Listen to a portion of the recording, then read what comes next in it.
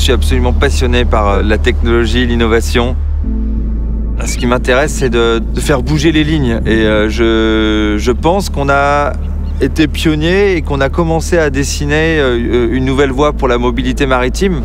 Zéro émission, respectueux pour l'environnement.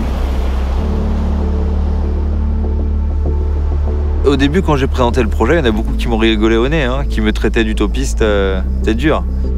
Quand vous avez un rêve, quand vous avez des convictions, il faut vraiment y croire pour les transformer et que ce rêve devienne réalité.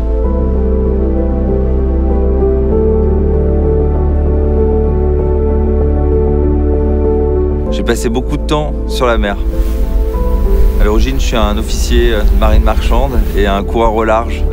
J'ai participé à beaucoup d'épreuves internationales, beaucoup de championnats de France, championnats d'Europe, championnats du monde, jusqu'à obtenir des titres.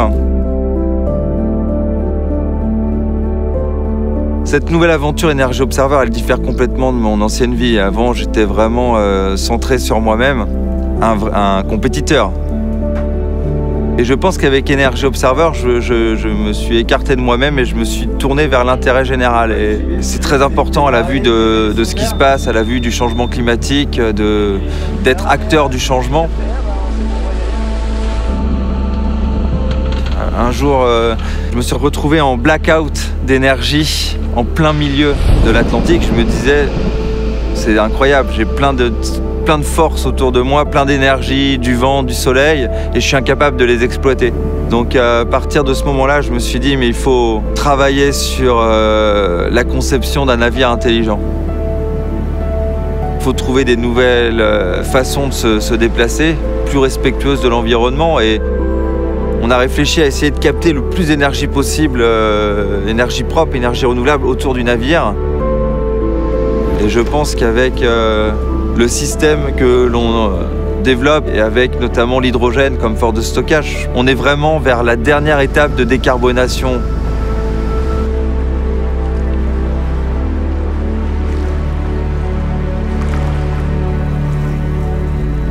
Quand tu arrives à bord d'Energy Observer, tu rentres dans le Grand Canal, que tu es devant la Piazza San Marco, c'est une émotion qui te submerge. Et puis évidemment, il y a toute la portée du message d'être à Venise aussi qui est extrêmement important. C'est une ville historique, légendaire, qui voit aujourd'hui ses eaux monter petit à petit au risque de l'engloutir. Mais l'idée, c'est pas uniquement de pointer les problèmes, mais c'est surtout de montrer les solutions.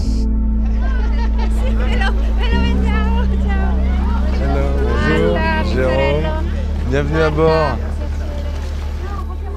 C'est que si on peut arriver à faire un tour du monde avec ce bateau, demain, cette énergie-là qu'on voit à bord, ça peut être dans votre maison, dans votre ville ou dans votre pays. Ce bateau, ça pouvait sembler être un rêve impossible au départ. Moi, je ne l'ai jamais vu de cette manière-là. C'est un rêve d'un autre avenir. Il faut, avant tout, s'affranchir de l'ancien modèle dans lequel on a été élevé. C'est en ayant cet esprit-là qu'on peut accéder au possible, au rêve. Nous, on fabrique quelque chose de très précieux qui s'appelle de l'hydrogène. On va prendre l'eau de mer, on la purifie et après, on l'électrolyse. Ça veut dire qu'on prend la molécule d'eau, d'accord, et on la casse en deux. On laisse partir l'oxygène et on garde l'hydrogène. Et la nuit, quand on n'a plus de soleil, on prend cet hydrogène, on l'envoie dans une machine et ça fabrique de l'électricité. Si nous, on arrive à faire ce tour du monde avec ce système énergétique, avec l'hydrogène embarqué, on peut penser que ce système peut se déployer à petite, moyenne et très grande échelle pour plein d'autres applications. Je suis positif parce que le fait d'être sur le terrain, de tester en fait ce genre de système, je vois que c'est réalisable, que c'est possible. Et à force de rencontrer en fait ces différentes initiatives autour du monde, vous vous rendez compte que pour arriver à un objectif global, celle de limiter le changement climatique, c'est juste une histoire de conviction.